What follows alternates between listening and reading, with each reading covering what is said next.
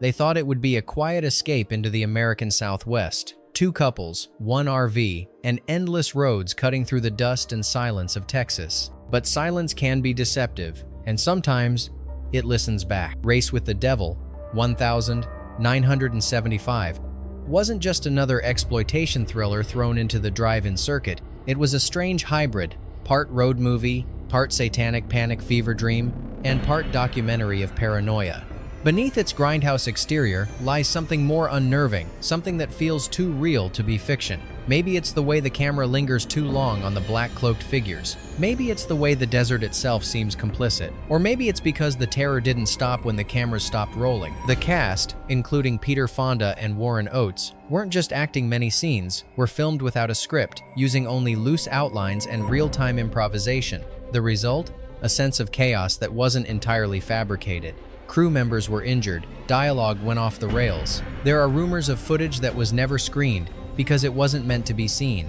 The film's ending still sparks debate. Was it a final twist, a cosmic joke, or a warning disguised as pulp?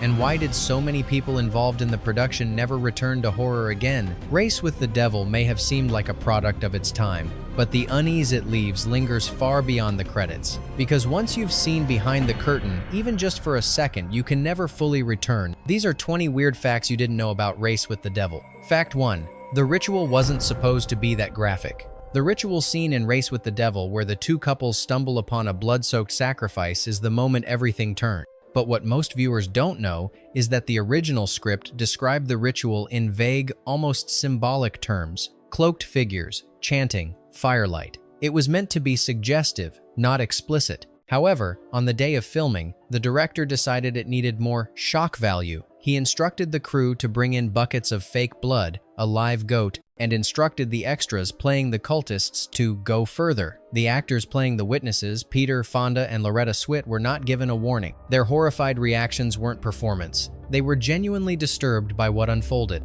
Swit reportedly left the set immediately after the take, refusing to do another until the scene was toned down in the dailies. Even stranger, the footage shot that day was partially cut for theatrical release, but has never surfaced in any extended editions. Some say the raw footage was destroyed. Others claim it was too real to be archived. Was it just a clever case of method directing? Or did the scene hit closer to actual rights than the studio was ever comfortable admitting? Fact 2. A chase without a map. The climactic RV chase is one of the most memorable sequences in 70-second genre, cinema chaotic, dusty, and relentlessly violent. But what gives it that raw, uncontrolled feel isn't editing magic, it's the fact that it was largely unscripted. Director Jack Starrett gave the crew only a loose idea: you're being chased. Make it feel like the world is closing in. With no detailed storyboard and limited rehearsal, the drivers and stunt team had to improvise around real traffic, unpredictable terrain, and even unscheduled roadblocks from local ranchers. Peter Fonda, who did many of his own driving stunts, narrowly avoided flipping the RV during one take. The result was a sequence that feels brutally authentic. So authentic, in fact, that the production insurance nearly dropped the film midway. According to one crew member, it stopped being choreography and started feeling like survival. It raises a question: how much of the film's panic was performance, and how much was just plain fear? Fact 3. The ending nobody wanted to explain. The final shot of Race with the Devil is infamous. The RV stops, the cultists surround it, torches flickering in the dark, and the screen fades to black. No resolution, no escape, no music cue to soften the blow, just silence. The ambiguity was a bold choice, but not everyone agreed on it. According to early drafts, the film was supposed to end with a narrow escape and police intervention. But somewhere during post-production, that ending was scrapped. Rumor has it that the studio didn't even know about the change until the first screening. Jack Starrett reportedly insisted that the ending was meant to reflect the futility of running from systemic evil. Others suggest he was pressured to leave it vague by producers concerned about poking the wrong hornet's nest. The actors were never told which ending would be used. Loretta Swit later said she didn't know how the movie ended until she saw it in theater. Was the change a narrative decision or a coded message buried beneath celluloid? Fact 4. A real fire nearly shut the set down. One of the more intense scenes in the film involves the cultists setting fire to a remote barn, forcing the protagonist to flee into the desert night. What wasn't planned, however, was how real that fire would become. The production used accelerants to get quick ignition and dramatic flames, but underestimated the wind sweeping across the Texas plains. The flames jumped the containment line and ignited dry brush nearby, rapidly spreading toward the crew trailers. With no professional firefighters on set, the team scrambled to put it out using whatever they had: blankets, coolers, even beer cans. It took over 30 minutes to contain, and several crew members suffered minor burns and smoke inhalation. The insurance company launched an investigation and almost shut down production. Only after Peter Fonda personally vouched for the safety protocols was filming allowed to continue. In the final cut, the scene plays out with eerie precision, but if you look closely, the panic on the actors' faces isn't crafted. It's survival captured on film. Was it just a reckless stunt gone wrong? Or did something or someone want the shoot to go up in flames? Fact 5. A satanic consultant that vanished. In an attempt to make the film's cult scenes more authentic, the producers reportedly hired an anonymous consultant with supposed knowledge of real-world occult practices. He introduced certain symbols, advised on ritual choreography, and even suggested costume details, most notably, the bone-white mask seen briefly during the midnight chase. Crew members referred to him only as Marcus, and he was always escorted by a production assistant, never speaking to press or cast. Midway through filming, he stopped showing up. No one knew if he had quit, been fired, or simply disappeared. Some believed he was a performance artist hired for effect.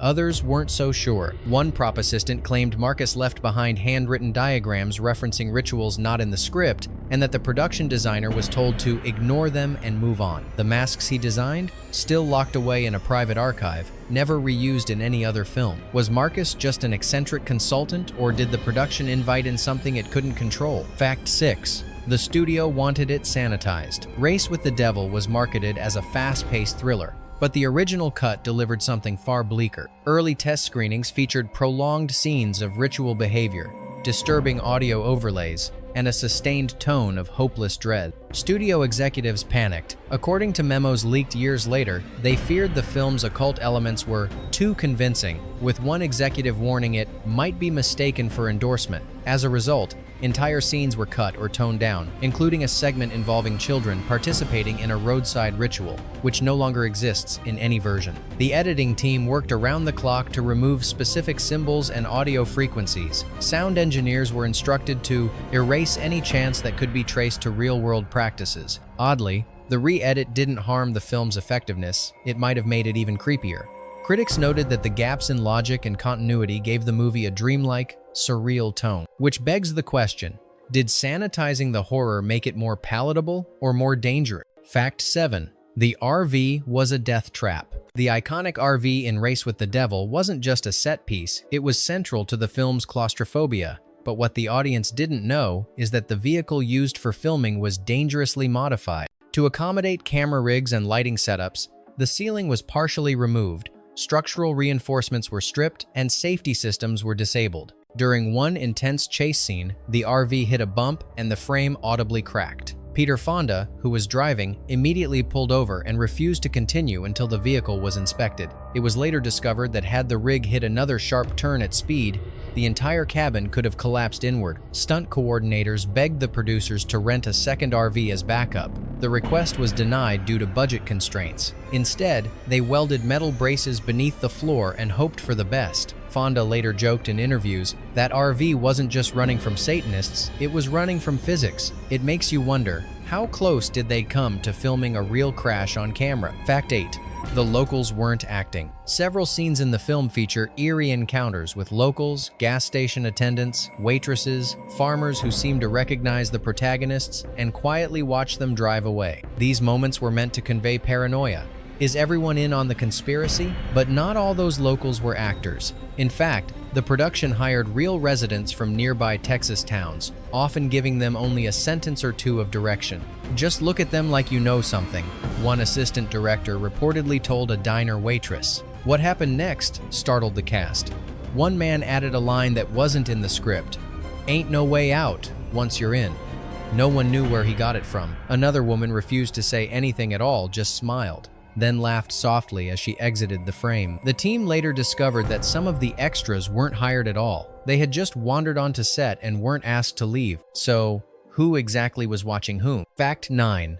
The dog scene that was too much. In one early sequence, the protagonist's dog is found dead, seemingly killed by cultists. It's a moment designed to signal escalating danger, and it hit audiences hard. But the original version of that scene was even more disturbing. According to production notes, the dog was initially meant to be found alive but mutilated, whimpering under the RV. The camera was to linger on its eyes, wide with fear. The scene was filmed using prosthetics and a trained animal actor, but test audiences in Austin reacted with visible distress. Some left the theater. The studio ordered it cut immediately. What remains in the final edit is a toned-down version. The dog is dead, but off-screen. Oddly, the footage of the original take has never surfaced. When asked about it, the editor simply said, "It was never backed up." In horror, less is often more.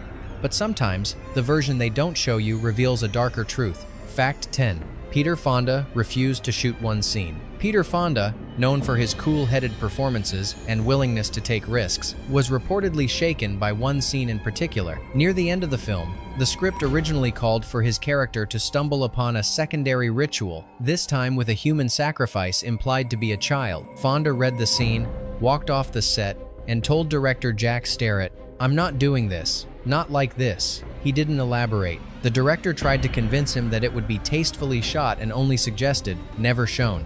Fonda still refused. The scene was never filmed. Instead, the tension was shifted to the RV being surrounded in the finale, with all references to the secondary ritual removed from the final draft. Years later, when asked about the moment, Fonda simply said, "There are lines you don't cross, even in fiction." Especially then, was he protecting his own limits, or did he sense something in the script that didn't feel fictional at all? Fact 11. The composer was told to make it sound like death. The film's sparse, eerie score was composed by Leonard Rosenman, known for his work on Fantastic Voyage and The Lord of the Rings, 1978. But Race with the Devil posed a unique challenge. Instead of giving him a temp track or genre reference, the producers reportedly handed Rosenman a single instruction: make it sound like death coming around a corner. He responded with jagged string arrangements, droning low brass, and unnatural silences between cues. In several scenes, the music cuts out entirely just as violence begins, making each scream, each crack of bone or fire, feel more immediate. The score was so unsettling that drive-in theaters allegedly received complaints from projectionists who had to hear the soundtrack on repeat. The full original score has never been released. Some cues appear to be missing from the film's archives. Did Rosenman go too far, or did he tap into something he wasn't supposed to? Fact 12. A scene was shot with real animal remains. In a brief but grotesque moment early in the film, the camera pans over a desecrated campsite littered with bones and blood.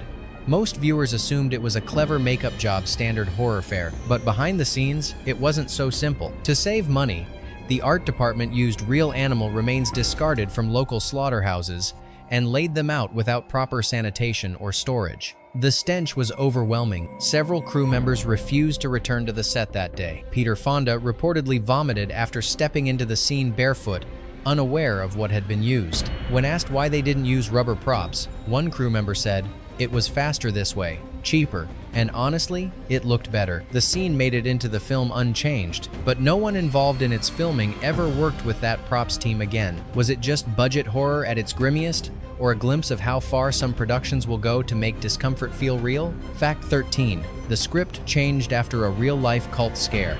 Midway through production in 1974, news broke of a local police raid on what authorities described as a rural occult commune just miles from one of the film's shooting locations. The cult, reportedly involved in animal sacrifice and ritual gatherings, had drawn media attention, and suddenly, Race with the Devil no longer felt like fiction. The producers immediately ordered script revisions. Scenes that mirrored real events were softened or removed. Dialogue was altered to avoid naming specific deities or practices. One scene involving a pentagram painted in blood was completely scrapped. More disturbingly, crew members claimed that people from the nearby compound had been seen watching, filming from a ridge, never approaching, never interfering, just watching. The shoot relocated 2 weeks later, without official explanation. Was it just media hysteria affecting production, or had the fiction started bleeding into something else? Fact 14. One actor disappeared from the credits. In the gas station scene, a tense encounter unfolds between the protagonists and a mechanic who seems too knowing. His performance is subtle, chilling, but try finding his name in the credits, you won't. The actor, known only to the crew as Ray, was a local hire brought in for one day's work. He nailed the scene in 2 takes, then reportedly left without collecting his full pay. When the post-production team assembled the credits, no paperwork could be found for him. No SAG records, no contact info, nothing. Attempts to track him down during DVD re-releases failed. His scene remains uncut, yet he's the only speaking role in the film not officially acknowledged. Some believe he was a drifter, others think he wasn't acting at all. Who was Ray, and why did he vanish without a trace? Fact 15. The dailies were edited in secret.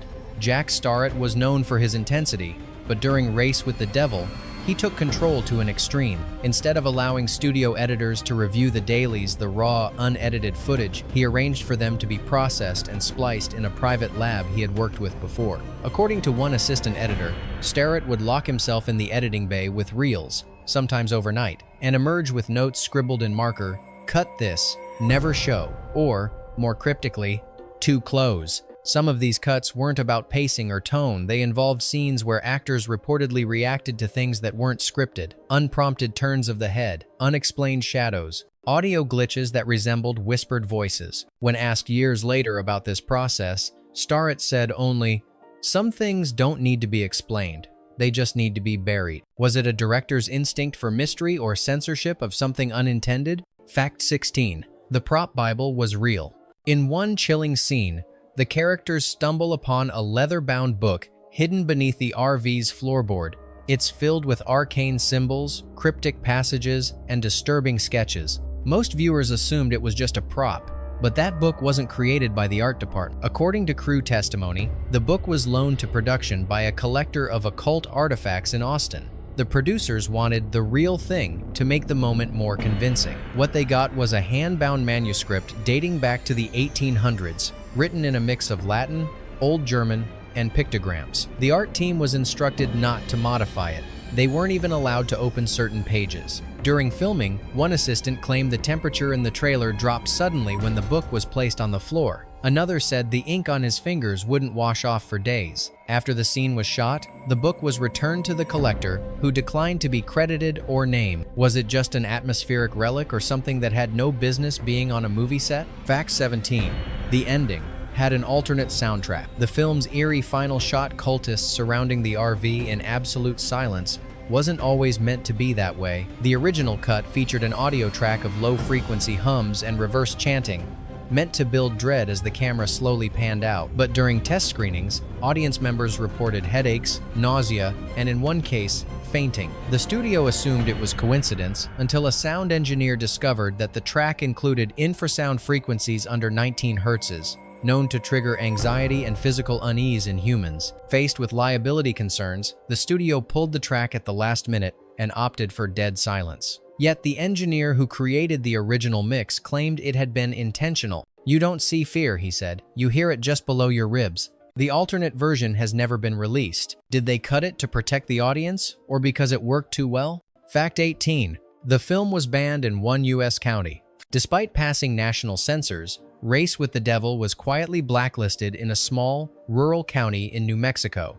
The local theater received the reels but returned them unopened. No official reason was given. When journalists inquired, the county commissioner cited community standards and declined to elaborate. But leaked correspondence from the time revealed concern over the film's accurate portrayal of ritual iconography and its potential to attract negative attention. Some locals believe the ban was linked to a recent case of grave desecration in the area, which bore resemblance to scenes from the movie scenes they hadn't even seen yet. No other region in the country enacted such a ban. No further explanation was ever offered. Did the film hit too close to a real event, or were they afraid of what it might invite? Fact 19. The RV was stolen after filming. Once production wrapped, most props and vehicles were returned, sold off, or scrapped. But the infamous RV central to so much of the film's dread was kept in a studio lot for potential reuse. That reuse never came. 2 weeks after the final print was locked, the RV vanished. Security footage from the lot showed nothing. No forced entry, no towing trucks, no explanation. It was simply gone by morning. The vehicle was never registered again, never spotted in junkyards, and no insurance claim was ever filed. Some believed it was stolen by a collector, others weren't so sure. Rumors swirled that the crew believed the vehicle was cursed, that too many near misses and injuries had occurred inside it to be coincidence. Peter Fonda later joked, "Maybe the cult came back to get it." But in a film built on paranoia, maybe the strangest thing is that no one ever really tried to find out. Fact 20. A long-lost interview raises new questions. Decades after Race with the Devil had faded into cult classic territory, an unearthed radio interview with director Jack Starrett resurfaced one that had never aired. In the scratchy tape, Starrett is audibly tense. The host presses him on the film's ending, asking if there's a deeper meaning. Starrett pauses, then replies, "Let's just say, we were warned not to go any further. We told the story we could get away with." The host laughs nervously. Starrett doesn't. When asked who warned him, the director changes the subject. The interview was dated 3 weeks before the theatrical release. Starrett never gave another in-depth interview about the film. He died in 1989, and the original recording was lost, saved only on a bootleg cassette owned by a private collector. Was it just a director stoking mystique?